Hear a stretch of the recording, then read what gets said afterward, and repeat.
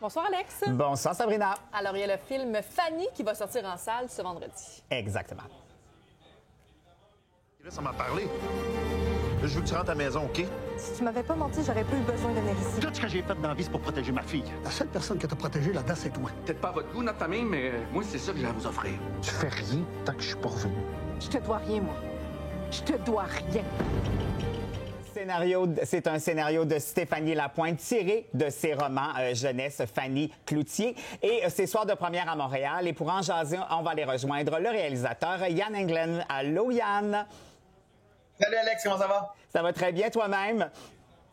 Ça va très bien, merci. Alors, le film, ça raconte l'histoire de Fanny, bien sûr, qui vogue entre son père assez absent, sa mère qui est décédée, et là, il va se rendre compte que son histoire familiale n'est pas tout à fait celle qu'on croyait. Je sais que quand je le raconte comme ça a l'air bien dramatique, mais ça l'est pas tant. Il y a quelque chose de très lumineux dans ce film-là.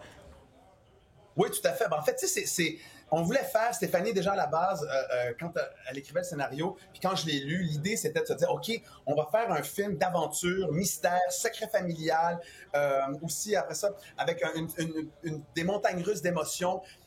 Et puis, tu sais, l'idée, c'était ça. Puis en même temps, c'est un vrai film. On est parti avec cette idée-là on fait un film grand public pour tout le monde, parce que oui, c'est inspiré de ses livres Fanny Cloutier, mais on voulait vraiment aller chercher, toucher au sentiment et à l'émotion de tout le monde. Et donc, que vous ayez 20 ans, 30 ans, 40 ans, 50 ans, 60 ans, 70, ou même que si vous êtes sage avec 80 ans, et ou que vous soyez ado, que vous ayez des enfants ou pas, ce film-là, on voulait le faire pour vous autres. Fait qu'on part de Montréal, on s'en va jusqu'à... Fanny se sauve, s'en va jusqu'à Sainte-Lorette, qui est donc dans le Bas-Saint-Laurent, sur terre comme sur mer. On s'en va en plein milieu du fleuve. On se retrouve aussi à Tokyo. On a des super acteurs, Magali Épine-Blondeau, Éric Bruno,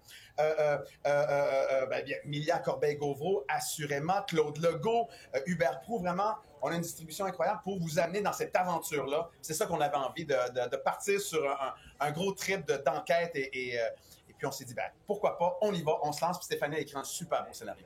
Alors, je sais que ça s'est très bien passé à la première à Rivière-du-Loup. Alors, je te souhaite la même chose ce soir et surtout, grand succès ce vendredi au cinéma. Merci beaucoup, Yann Englund.